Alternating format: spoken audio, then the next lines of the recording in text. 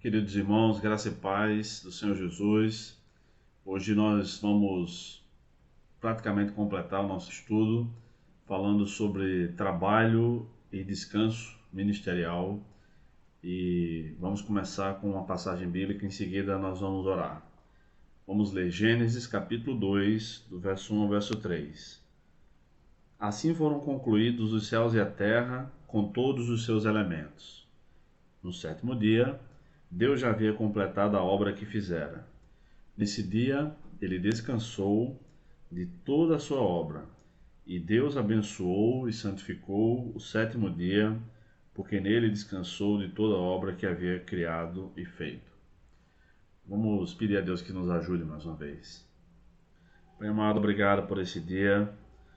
Obrigado pela obra da criação. Obrigado também pelo descanso que o Senhor nos concede todos os dias, ao dormir, semanalmente, anualmente também, Senhor, por meio das férias. Enfim, obrigado pela bênção que é viver, trabalhar sabendo que estamos fazendo todas as coisas como para Jesus e pelo descanso, Senhor, pelo descanso da fé e pelo descanso que teremos contigo no céu. Em nome de Jesus. Amém.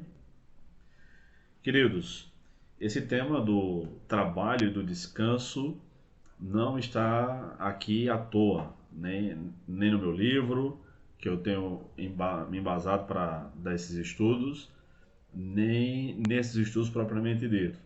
Nós começamos com a ideia de vocação e agora estamos praticamente concluindo, né? Porque darei uma aula mais sobre ordenação pastoral feminina, mas de maneira geral em relação à vocação, quero concluir com esse estudo, falando sobre trabalho e descanso. Assim como a gente trabalha e pensa no final de, ao longo da semana e pensa no final de semana ou num feriado, e a gente se programa para descansar, viajar, passear, enfim, para aproveitar, a gente deve se planejar ao longo de toda a vida para descansar também. Todos nós estamos envelhecendo e graças a Deus por isso, porque se estamos envelhecendo é porque estamos vivos, mas muitos de nós, a maioria, não pensa sobre a morte, nem, não pensa sobre a velhice, sobre a inutilidade, o trabalho que a gente pode dar a outras pessoas chegada à velhice, tá?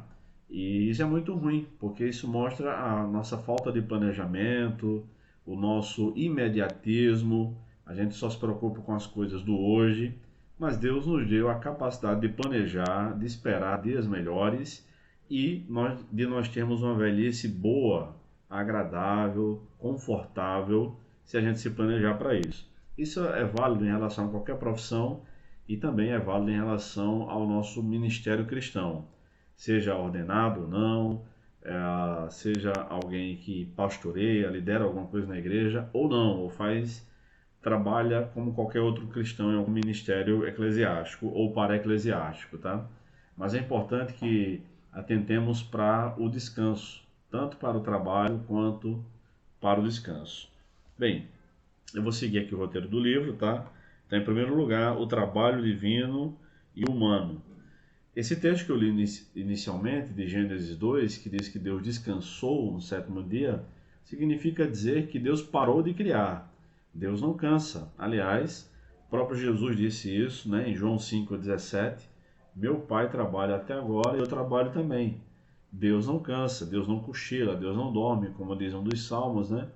O guarda de Sião não tosqueneja, que é cochilar, nem dorme, e significa simplesmente que ele parou de criar. Mas nós cansamos. Então tem crentes, tem muitos pastores que acham que é pecado tirar férias, por exemplo, uma vez por ano, porque alegam, né, o diabo não terá férias.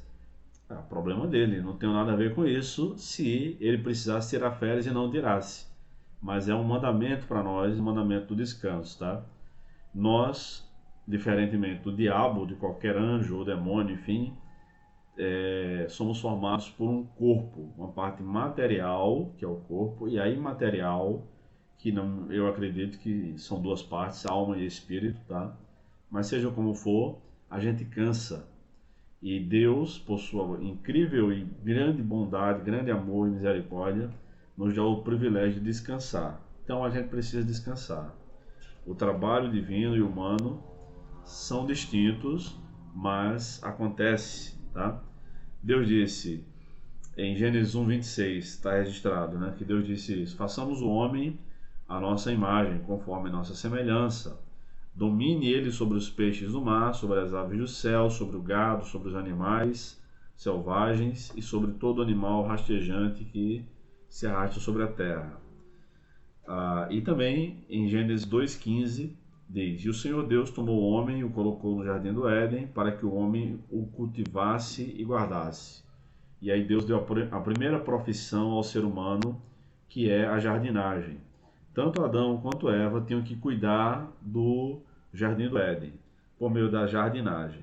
Depois, só depois do pecado, é que o trabalho passou a ser algo causticante, algo que precisa ser feito à exaustão para a sobrevivência. O trabalho em si não é uma maldição. A maldição dada por Deus por conta do pecado é o ter que trabalhar muito para se sustentar. Segundo lugar, o conceito bíblico de trabalho. Há inúmeras boas definições teológicas e filosóficas sobre o trabalho.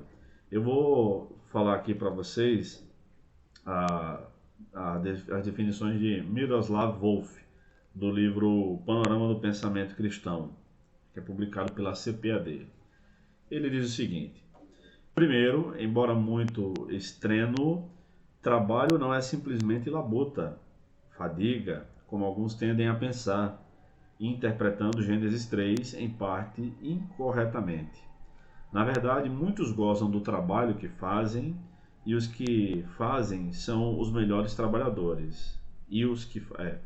Não seria estranho dizer que os melhores trabalhadores não trabalham? Segundo, trabalho não é simplesmente emprego remunerado. Embora a maioria das pessoas nas sociedades industrializadas esteja empregada pela remuneração que recebem, muitos trabalham duro sem receber pagamento. Pegue, por exemplo, as donas de casa, raramente donos de casa, que gastam quase todas as horas em que estão acordadas mantendo a casa em ordem e criando os filhos. Muitas delas, com razão, se ressentem quando as pessoas insinuam que não trabalham. Isto é, acrescentar um insulto: você não trabalha. A uma injúria, elas não recebem pagamento. E aí Miroslav Volf vai além e ainda diz sobre o trabalho. Uma definição muito simples de trabalho seria uma atividade que serve para satisfazer as necessidades humanas. Você prepara uma refeição para ter algo que comer. Você digita manuscritos para receber um cheque. O livro é antigo, tá? Em contraste, o propósito de jogar é jogar. Você joga futebol porque gosta de jogar futebol. Você lê um livro porque gosta de ler livros. Então, nem sempre o trabalho é para satisfazer as necessidades humanas, mas a gente pode também nos divertir fazendo certos esforços físicos, como jogar futebol e assim por diante, tá bom? Então, o trabalho é algo que glorifica a Deus, é algo que Deus planejou, é algo bom, é algo benéfico. Terceiro lugar, os propósitos do trabalho. Eu vou mais uma vez citar aqui Miroslav Volf, que ele diz que há 5. Primeiro, atender às necessidades da vida. Então a gente trabalha para isso. Segundo, prover subsistência aos necessitados. Terceiro, o desenvolvimento da cultura. É aquilo que Deus tinha planejado no princípio, que nós chamamos de mandato cultural. Mandato cultural é o que é um termo teológico para se referir a Gênesis capítulo 1, verso 26 até o 28, do ser humano sujeitar a terra e dominá-la, tá? É o desenvolvimento da cultura. O homem tem que criar cultura, ou seja, a partir dos recursos que Deus nos deu, desenvolver todas as coisas. E aí nós criamos papel, escrevemos livros, as pessoas fazem computadores, outros fornecem serviços de internet, transmissão de comunicação, de informação, outros criam motores para carros, motos, tratores e é uma infinidade de coisas, tá? Isso tudo é vontade de Deus. Deus deu ao homem isso, nós chamamos isso de mandato cultural. Número 4, a cooperação com Deus. Então, assim como Deus cuida do universo, rege todas as coisas, o homem ajuda a cuidar do planeta Terra, produzindo alimento, por exemplo, para que as pessoas não morram de fome. Número 5, a cooperação de Deus na transformação da criação. Então, são os propósitos do trabalho. Bem, os cristãos devem trabalhar para se manterem e até para ajudar outros que necessitam, conforme Efésios 4:28. Aquele que roubava, não roube mais. Pelo contrário, trabalhe com suas próprias mãos e ajude outros. Então a ética cristã vai além do trabalhar para se manter. A ética cristã, em relação ao trabalho, diz respeito a trabalhar para nos manter e também para trabalhar para ajudar quem não tem condições. Podem ser pessoas doentes, pessoas idosas, crianças doentes, pessoas que estão desempregadas, pessoas que estão passando necessidades. E todas essas coisas podem acontecer conosco hoje, que estamos jovens, saudáveis, ativos no mercado de trabalho. Do dia para a noite, todas as coisas podem mudar e isso pode acontecer conosco também, inclusive, né? E Paulo dá uma séria advertência para um grupo de pessoas preguiçosas que não queriam trabalhar da cidade de Tessalônica. Em 2 aos Tessalonicenses, capítulo 3, verso 10, Paulo escreveu o seguinte: quando ainda estávamos convosco, vos ordenamos que se alguém não quer trabalhar, também não coma. Ele é curto e grosso, como a gente costuma dizer. Ele vai direto ao assunto e diz: vocês não querem trabalhar, é porque eles não estavam querendo trabalhar, não é porque não tinha emprego, não é porque eles estavam doentes, eles não estavam querendo trabalhar, por preguiça, estavam sendo pesados aos outros. Isso é um princípio que a Bíblia não abre mão, né? Ninguém pode ser pesado ao outro. Claro que a gente pode dar e receber ofertas, eu mesmo recebo ofertas, por exemplo, para pagar os meus estudos de teologia, enfim, para publicar livros, recebo ofertas, graças a Deus por isso. O que a gente não pode fazer é ser pesado aos outros, tá bom? Então, entre os propósitos do trabalho, os propósitos cristãos são propósitos muito mais honrosos, muito mais dignos do que aqueles que não são cristãos, que pensam somente em dinheiro, em enricar. Não tem problema também querer enricar, contanto que o seu coração não esteja nisso, porque a Bíblia diz que o amor ao dinheiro, não é o dinheiro em si, é o amor ao dinheiro, é a raiz de todos os males. Em quarto lugar, o descanso é uma ordem divina. E aqui é onde eu vou me deter a maior parte do tempo no nosso estudo de hoje. Espero concluir hoje. Bem, responda com sinceridade às perguntas. É bom anotar, mesmo que jogue fora o papel, mas depois é bom anotar essas perguntas, tá? Por quanto tempo você deseja viver? Por quanto tempo deseja viver com qualidade? Por quanto tempo quer que dure seu ministério? Deseja ver seus filhos e netos crescerem do jeito que vem levando a sua vida? Acha que conseguirá alcançar esses objetivos? Então, são perguntas bem diretivas em relação ao trabalho e ao descanso. O descanso não é uma opção, gente. O descanso é uma ordem divina. Howard Hendricks comenta sobre a exaustão que o ministério pode provocar. Mais uma vez, gostaria de citá-lo. Ele fala o seguinte, é uma citação um pouco longa, mas vamos lá.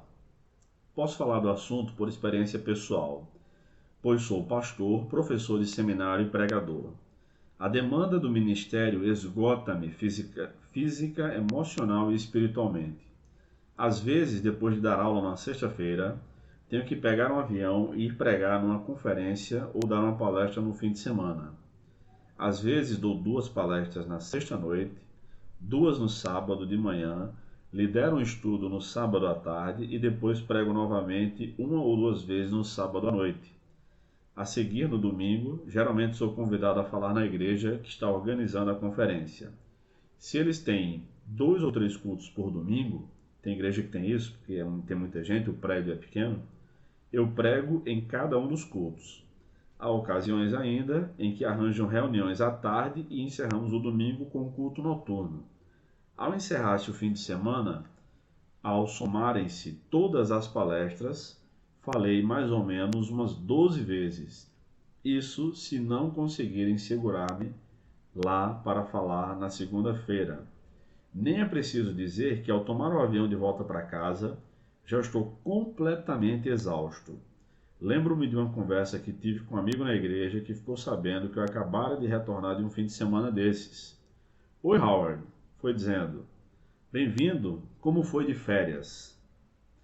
Tenho certeza de que foi a graça de Deus que me ajudou a controlar o impulso de estrangulá-lo. Mas arranjei logo um jeitinho de colocá-lo na linha. Foi fantástico. Gostaria de ir comigo da próxima vez? Posso, respondeu ele animado. Achou que seria um passeio e tanto. Por isso, algumas semanas mais tarde, levei-o comigo numa viagem de 3 dias. No caminho de volta, ele estava tão exausto que tive de carregar-lhe as malas. Puxa, Howard, vou ter que tirar uma semana de folga para recuperar-me.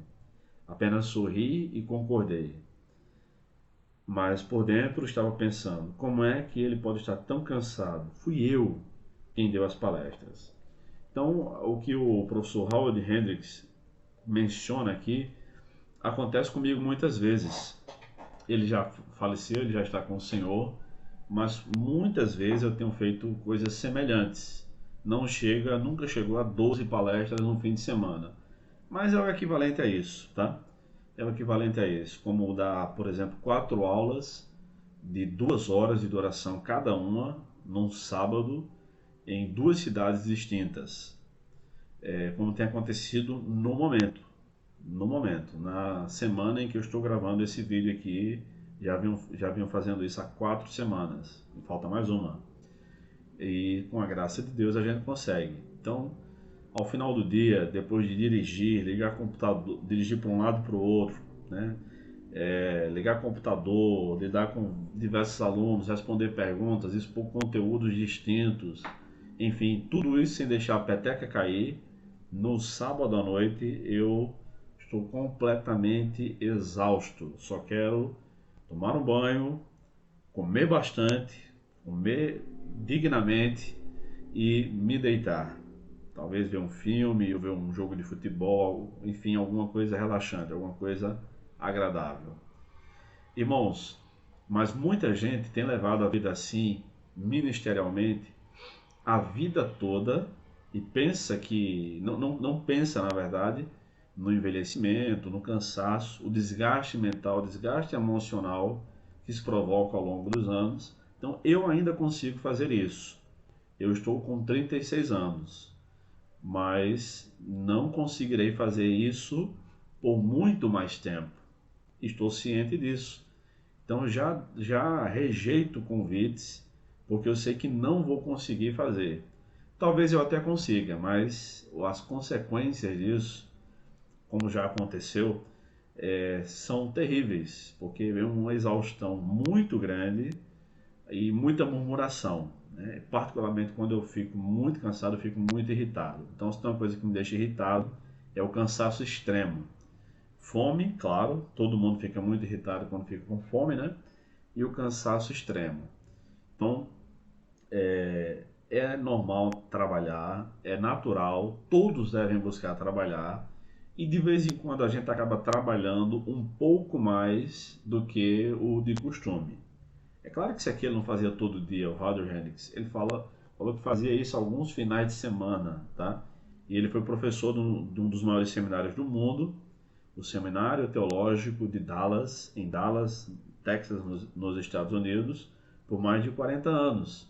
Sendo bom professor como ele era, sendo conhecido nacionalmente e internacionalmente, não faltavam convites para ele. Não é o meu caso, mas graças a Deus tem surgido muitos convites e alguns eu declino, eu digo, não dá, não posso, já vou ter agenda, eu já programo o meu descanso também, até porque eu tenho visto as consequências terríveis de vários e vários alunos meus, que com a graça de Deus eu tenho podido contribuir aconselhando para que não levem esse estilo de vida. Então, cuidado.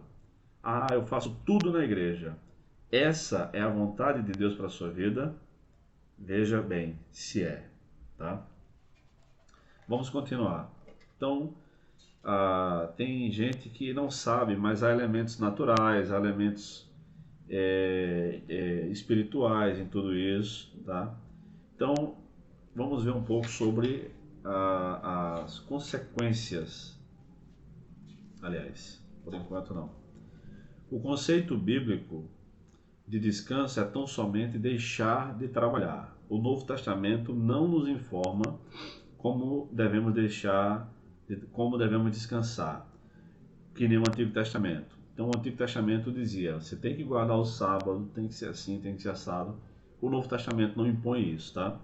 Mas o princípio sabático, aliás, sábado significa descanso, permanece. A gente vê isso, por exemplo, em Romanos 14, capítulo 14, versículo 5, versículo 6, que estava havendo um problema na igreja em Roma, que alguns irmãos não guardavam o sábado. E aí Paulo não diz, vocês têm que guardar o sábado. E outros irmãos queriam guardar o domingo. Ele também não diz, vocês têm que guardar o domingo. Aliás, eu vou ler esse texto, não vou só recitar de memória. Eu vou ler exatamente o que diz Romanos 14, versos 5 e 6. Eu conheço pessoas que guardam o sábado, que acham que é certo guardar o sábado. Conheço pessoas que acham que o certo é guardar o domingo. E conheço pessoas que nem eu, que acham que o certo é descansar um dia na semana, independente do dia, tá? E nós nos baseamos nisso aqui. Romanos 14, versos 5 e 6. Uma pessoa considera um dia mais importante do que outro, mas outra julga iguais todos os dias. Cada um esteja inteiramente convicto em sua mente. Eu estou inteiramente convicto de que Deus não quer que a gente guarde necessariamente o sábado ou necessariamente o domingo. Verso 6. Aquele que observa um dia, para o Senhor o faz.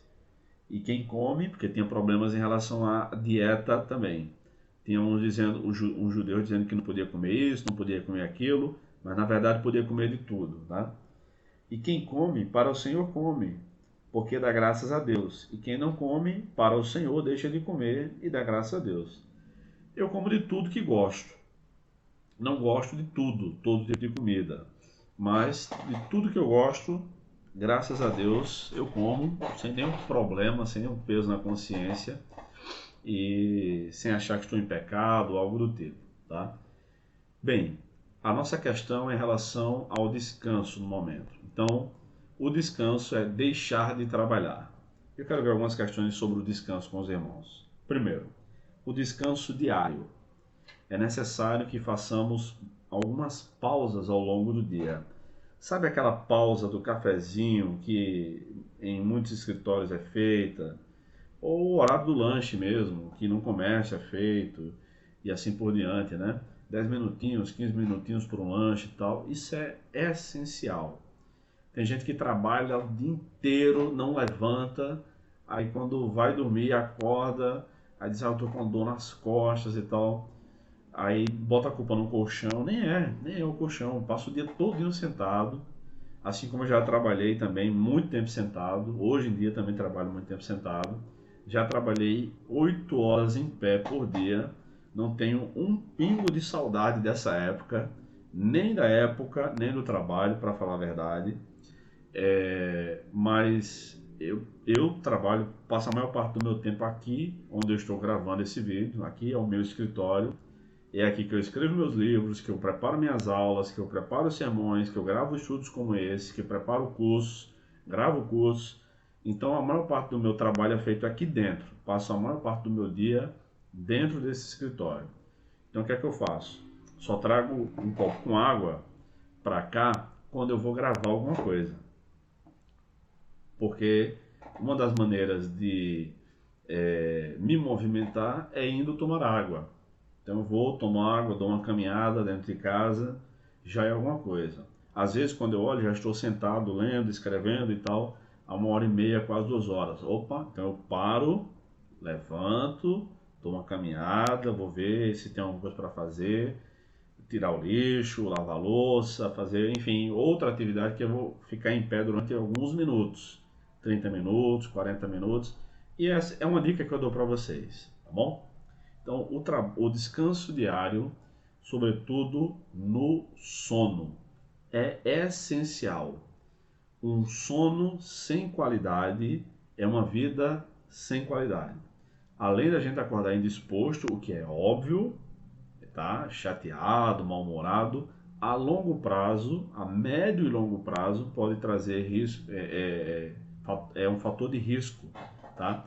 Para infarto, pressão alta, diabetes, inclusive, trombose e uma série de outras coisas, uma série de outros problemas de saúde, tá? Que é uma noite mal dormida, problemas respiratórios, problemas de circulação.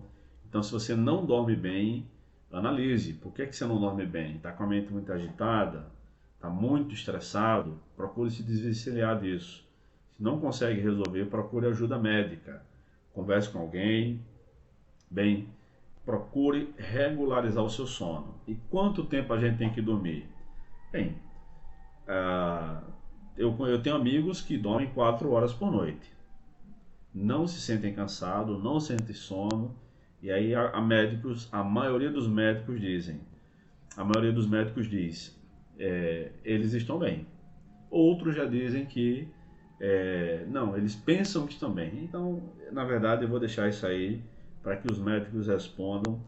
Eu preciso dormir em torno de 6 horas, 6 horas e poucas por noite.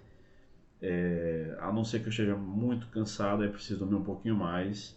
Mas é importante o descanso diário. Esteja atento a isso, tá? Durma bem. Segundo lugar,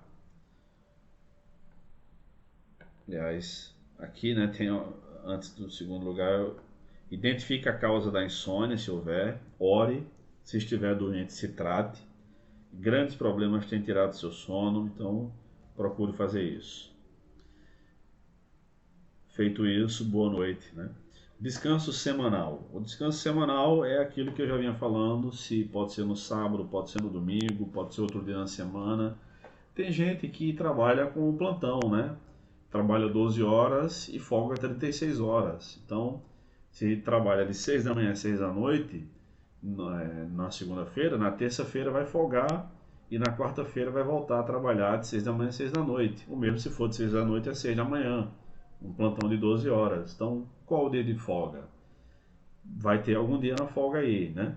Mas é importante que tenha esse descanso, que se organize, tá? Que se organize. Não tem como uma pessoa dessa que é plantonista ter um dia fixo de folga. Porque numa semana vai ser no sábado, na outra vai ser no domingo. O importante é que ela se organize para isso. É o descanso semanal.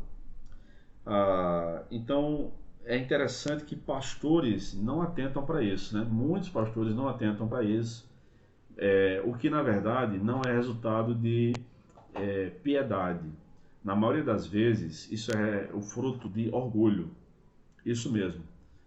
Se há algum pastor que está me vendo, está vendo essa gravação agora, e acha que diz assim, não, eu não descanso, que eu não tenho tempo, ou eu não preciso, e não sei o quê, isso é orgulho. Isso é orgulho. Isso não é piedade. Porque a igreja de Deus vai para frente contigo ou sem você, tá? Contigo ou sem tigo. Vai do mesmo jeito. Então você precisa descansar. Descanso anual.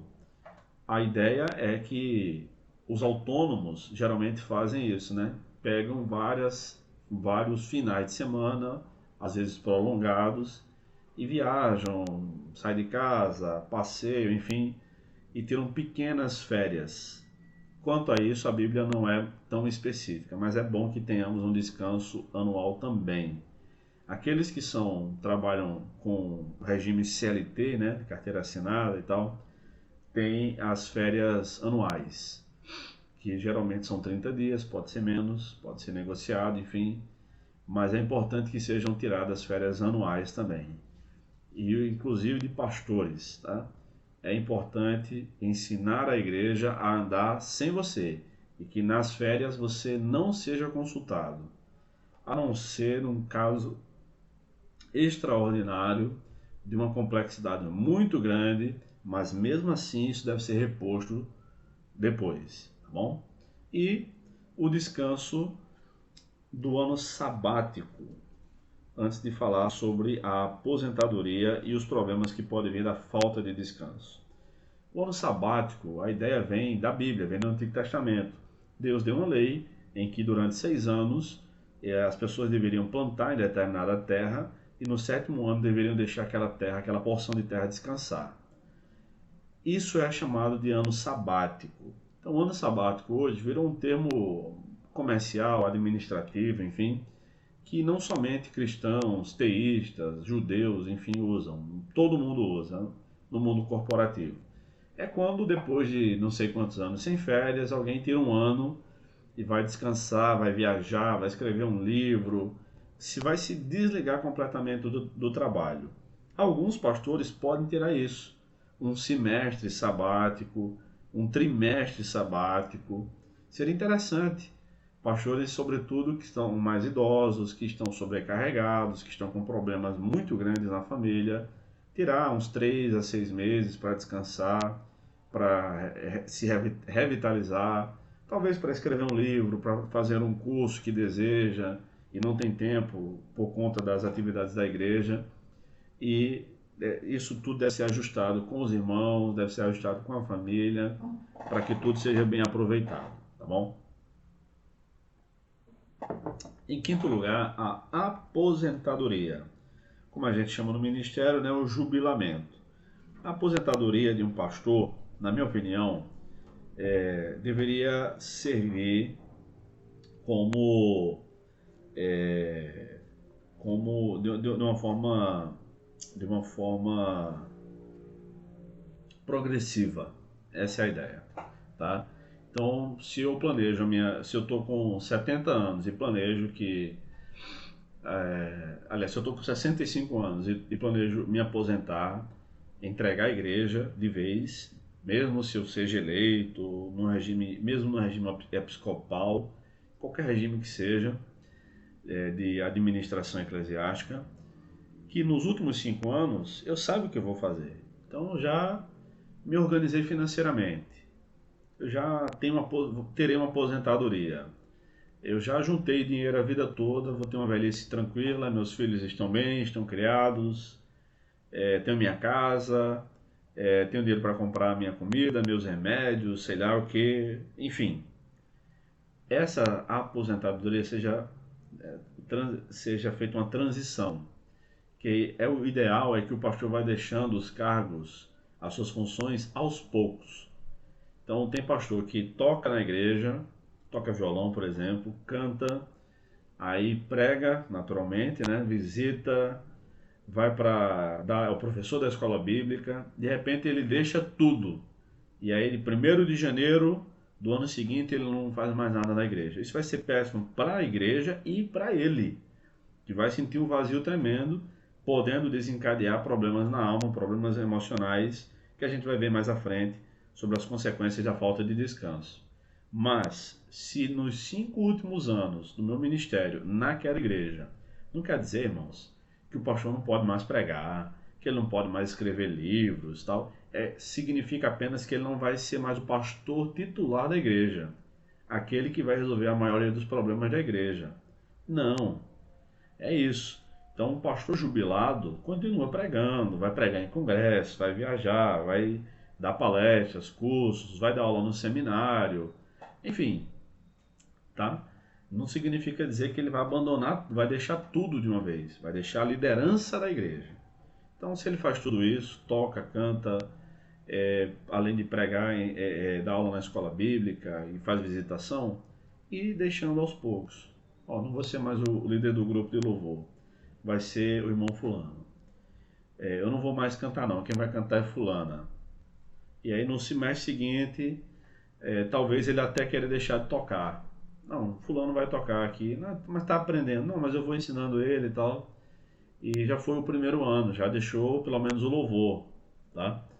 Não quer dizer que ele não possa tocar de vez em quando um hino, cantar, enfim, pode, claro que pode. Mas a ideia é ir deixando a responsabilidade, tá? Aí ele vai se concentrar mais nas outras coisas. Depois, olha, quem vai dar aulas comigo ao longo desse semestre vai ser o seminarista fulano. Então eu vou dar aula um domingo e no domingo seguinte vai ser ele. Nós vamos revezar. No outro semestre, ele pode dar uma aula no mês. E o seminarista, que está com todo o gás, 3 aulas. No outro semestre, ou seja, um ano e meio depois, ele já não dá mais aula na igreja. Ele vai deixando as atividades aos poucos, a igreja vai se acostumando, ele vai podendo moldar aqueles que são seus sucessores. Ele ainda está ali, está vendo, dizer, meu filho, isso aqui não é um bom caminho, vá por aqui, isso aqui não é interessante, olha, isso aqui não vai dar certo. E depois cada um segue com suas próprias pernas. Por fim, ele para de pregar, entrega a igreja, se aposenta, se jubila, recebe uma homenagem da igreja, faz uma festa, entrega a igreja para o outro e não dá mais pitaco. Esse é um problema. É como a gente chama largar o osso, né? Não dá mais pitaco. Não, agora o pastor da igreja é o pastor Joãozinho, não sou mais eu, tá bom? Não, pastor, mas eu queria ouvir sua experiência e tal. Não, não, não. Sobre outras coisas, você vem aqui em casa, a gente toma um café. Questões da igreja agora são com o pastor Joãozinho, não são mais comigo, tá bom? Bem, no livro eu dou mais explicações de como isso pode ser feito, tá? Mas aqui o tempo é curto. Em quinto lugar, consequências da falta de descanso. Então, só para a gente recapitular, né? Nesse estudo sobre trabalho e descanso ministerial, nós vimos em primeiro lugar o trabalho divino e o trabalho humano. Em segundo lugar, o conceito bíblico de trabalho. Em terceiro lugar, os propósitos do trabalho. Em quarto lugar, o descanso, uma ordem divina. E em quinto lugar, as consequências da falta de descanso. Por que eu tenho que descansar? Por que eu tenho que parar? Eu me sinto ainda com gás. Calma. Uma vida sem descanso, isso vale ministerialmente, vale para a vida toda, tá? Pode acarretar em algumas consequências. Primeiro, cansaço excessivo. Muito cansado, ninguém consegue fazer nada bem feito. Devemos descansar para fazer o melhor para o Senhor. Então, uma primeira consequência é o cansaço excessivo. Se não descansa, obviamente, né? Aquilo que às vezes a gente chama também de eu estou com cansaço acumulado. Não sei se você já ouviu essa expressão, mas eu uso sempre, tá? Quando eu estou muito cansado, às vezes não é daquela semana, é do mês, mas depois melhora, enfim. Segundo lugar, estresse excessivo. Um pouquinho de estresse todo mundo tem, faz parte da vida, tá? Mas o estresse excessivo, o que pode acontecer é que a liderança e o serviço na obra de Deus como um todo, naturalmente, já trazem consigo muito desgaste emocional. Vocês não têm ideia da quantidade de problemas que eu conheço e que eu tenho que ajudar a resolver. Eu sou pastor de uma igreja pequena, dou aula em seminários, enfim, imagina alguém que está direto dentro de uma igreja, só pastoreando, pastor de tempo integral de igreja grande, o quanto de problema não sabe tem para resolver. Terceiro lugar, desgosto com a obra de Deus. Por tanto cansaço, tanto problema, pode ser que o desgosto com a obra de Deus aconteça. E eu tenho visto muita gente se perder por isso. Graças a Deus, muita gente tem sido restaurada também, tá? Então a ideia de Jesus, em João 15, 11, é que ele disse assim, eu tenho dito essas coisas para que a alegria de vocês seja plena. Deus quer que a gente trabalhe para Ele, para que a gente tenha uma alegria plena, e não para que a gente fique triste, tá bom? Então como ter essa alegria plena numa correria dessas? Programando descanso. Número 4, abandono da família. Muitas vezes esse abandono não é físico, às vezes até a pessoa está lá presente, só de corpo, né? Mas o pensamento está longe, então vai passear com a esposa, vai jantar, aí pega o celular, fica conversando, resolvendo o problema da igreja. Não tem coisa pior que isso. Eu odeio isso. Eu particularmente odeio isso. Fico analisando casais nos restaurantes, um não conversa com o outro, saem para jantar, mas um não conversa com o outro, não trocam carícias, né? Conforme o ambiente permite, um abraço, um beijo, enfim, algo modesto, obviamente, né? Não, ficam no celular o tempo todo.